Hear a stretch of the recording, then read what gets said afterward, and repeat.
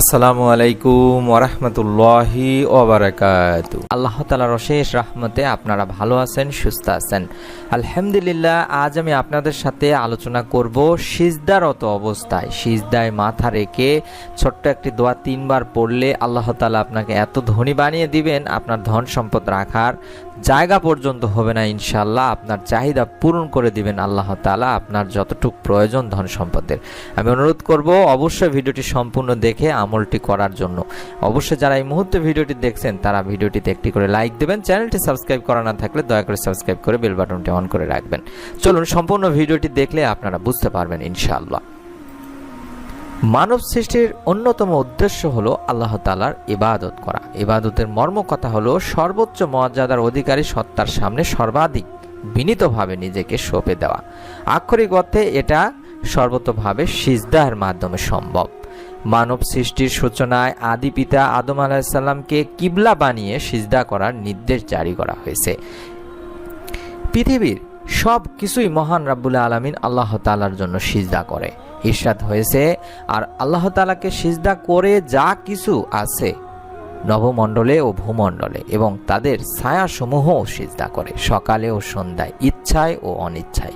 সূরা Ra'ad আয়াত 15। অন্যতম মহান আল্লাহ তাআলা আরও বলেন, তুমি কি দেখো না যে আল্লাহকে সিজদা করে যা কিছু আছে নভমণ্ডলে ও ভূমণ্ডলে, সূর্য, চন্দ্র, নক্ষত্র রাশি, পর্বত রাশি, বৃক্ষলতা, জীবজন্তু ও বহু মানুষ।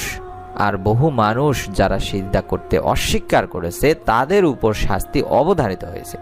বস্তুত মহান আল্লাহ তাআলা যাকে লাঞ্ছিত করেন তাকে সম্মানদাতা আর কেউ নেই। নিশ্চয়ই আল্লাহ যা চান তাই করেন। সূরা হজ আয়াত 18-তে বলা হয়েছে।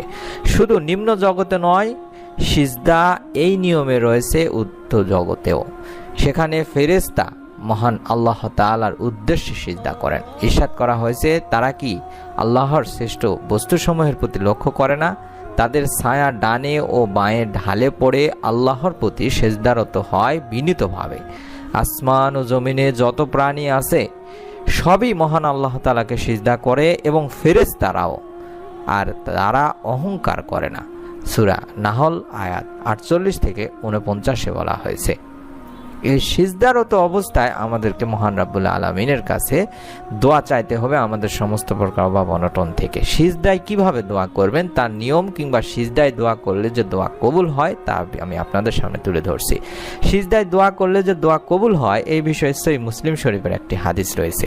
নবী করিম সাল্লাল্লাহু আলাইহি সাল্লাম বলেছেন, বান্দা যখন সিজদারত অবস্থায় থাকে তখন সে তার রবের সবচেয়ে নিকটবর্তী অবস্থায় চলে যায়। কাজেই তোমরা সেই সময় বেশি বেশি দোয়া করো, সেই সময় দোয়া কবুল করা হবে। এটি সহিহ মুসলিম শরীফের 350 নম্বর সহিহ একটি হাদিস। এবার আমরা জেনে নিব সিজদায় দোয়া করার নিয়ম কি নিয়মে আপনি সিজদারত অবস্থায় সিজদায় মাথা রেখে দোয়া করবেন। সিজদায় দোয়া করার জন্য প্রথমে অবশ্যই আপনাকে সিজদাহের তাসবিহ পড়ে নিতে হবে। সেই হিসেবে মূলত আমরা সুবহানা রাব্বিয়াল আলা অথবা অন্য যে কোনো তাসবিহ 3 বার পড়তে পারি।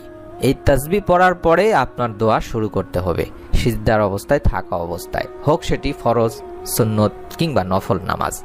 অর্থাৎ আপনি চাইলে ফরজ নামাজের সিজদাতেও দোয়া করতে পারবেন, এটি বৈধ রয়েছে। তবে বিভিন্ন আলেম এবং স্কলারদের মতে অনেকেই বলেছেন অন্তত ফরজ নামাজের সিজদায় দোয়া না করা উত্তম, তবে এটি নাজায়েজ নয়। অবশ্যই আপনারা সিজদায় দোয়া করবেন আল্লাহ তাআলার কাছে যেই সমস্ত জিনিসগুলো মানুষকে দিতে পারে সেই সমস্ত জিনিসগুলো ছাড়া। তবে এই বিষয়ে অবশ্যই আপনাদের মাথায় রাখতে হবে, আপনি সিজদার মধ্যে এমন কোনো জিনিস চাইতে পারবেন না যেগুলো সিজদায় চাওয়া বৈধতা রয়েছে সেগুলো আপনি চাইবেন। যেমন ঋণ মুক্তি চাইতে পারেন মহান আল্লাহ তাআলার কাছে, আপনার স্মৃতিশক্তি বৃদ্ধির জন্য বলতে পারেন, উত্তম জীবনসঙ্গী, ভালো জীবনসঙ্গীর জন্য আল্লাহ তাআলার কাছে আপনি সিজদায় দোয়া করতে পারেন। অর্থাৎ যেগুলো মানুষের হাতে নেই সেগুলোই আপনি আল্লাহ তাআলার কাছে সিজদারত অবস্থায় চাইতে পারেন। আপনি আপনার ঋণ মুক্তির জন্য বা অভাব অনটনের জন্য মহান আল্লাহ তাআলার কাছে চাইতে পারেন। আল্লাহ তাআলার কাছে যদি আপনি এইভাবে দোয়া করতে পারেন তাহলে মহান আল্লাহ তাআলা আপনার দোয়া কবুল করবেন, আপনাকে ধনী বানিয়ে দিবেন ইনশাআল্লাহ। হযরত ইবনে উমর রাদিয়াল্লাহু তাআলা আনহু থেকে বর্ণনা করেন, একজন জনৈক ব্যক্তি হুজুর আকরাম সাল্লাল্লাহু আলাইহি সাল্লামের খেদমতে এসে আরজ করলো, ইয়া রাসূলুল্লাহ সাল্লাল্লাহু আলাইহি সাল্লাম, দুনিয়া আমাকে পরিত্যাগ করেছে, অর্থাৎ আমি অভাবগ্রস্ত অবস্থায় রয়েছি, আমার সচ্ছলতার কোনো কি উপায় আছে বা পরিত্রাণের কোনো উপায় আছে? ততত্র হুজুর সাল্লাল্লাহু আলাইহি সাল্লাম বলেছিলেন, তুমি সিজদারত অবস্থায় সেই দোয়াটি করবে যেই দোয়াগুলোর কারণে বা যেই দোয়াগুলো ফেরেশতারা করে, ফেরেশতাদেরকেও রিজিক প্রদান করা হয়। সুবহানাল্লাহ। সেই দোয়া করলে আপনিও আপনার রিজিকের সংস্থান আল্লাহ তাআলা করে দিবে ইনশাআল্লাহ। হুজুর পাক সাল্লাল্লাহু আলাইহি সাল্লাম এই দোয়াটির কথা বলেছেন। সিজদারত অবস্থায় এই দোয়াটি আপনাদেরকেও করতে হবে সিজদার তাসবিহ পড়ার পরে। দোয়াটির বাংলা উচ্চারণটা আমি এই মুহূর্তে স্ক্রিনে দেখাই দিচ্ছি, স্ক্রিনশট নিয়ে মুখস্থ করে নেবেন। অবশ্যই সিজদায় পড়ার চেষ্টা করবেন এবং অনুরোধ করব ভিডিওটি দেখতে থাকুন। নিয়মটি আমি বলে দিব কি নিয়মে এই দোয়াটি করতে হবে।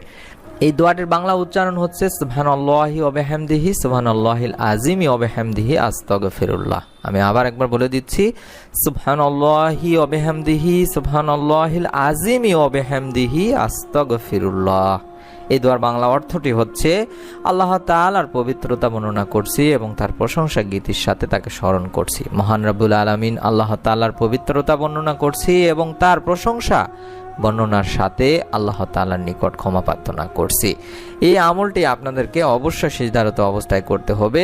যেই লোকটি বা যেই সাহাবী এই কথাটি বলেছিলেন, যে সাহাবীকে আল্লাহ রাসূল সাল্লাল্লাহু আলাইহি ওয়াসাল্লাম এই দোয়াটি শিখিয়ে দিয়েছিলেন, সে সাহাবীটি অতঃপর চলে গেলেন এবং দীর্ঘদিন পর্যন্ত ফিরে এলো না। এরপর একদিন হঠাৎ এসে আল্লাহ রাসূল সাল্লাল্লাহু আলাইহি সাল্লামের কাছে আরজ করলো, ইয়া রাসূলুল্লাহ সাল্লাল্লাহু আলাইহি সাল্লাম, দুনিয়া আমার কাছে এত বেশি পরিমাণে এসেছে যে তাকে কোথায় রাখবো আমি জানি না। অর্থাৎ তার ধন সম্পদ আল্লাহ তাআলা এত পরিমাণ বৃদ্ধি করে দিয়েছেন মহান রাব্বুল আলামিনের কুদরতি এবং গায়েবী সাহায্য থেকে, যে সে তার ধন সম্পদ রাখার জায়গায় পাচ্ছে না। সুবহানাল্লাহ, সুবহানাল্লাহ। নিয়তটি করে ফেলুন দিনী ভাই বোনেরা, বিশ্বাস করে আমলটি করবেন।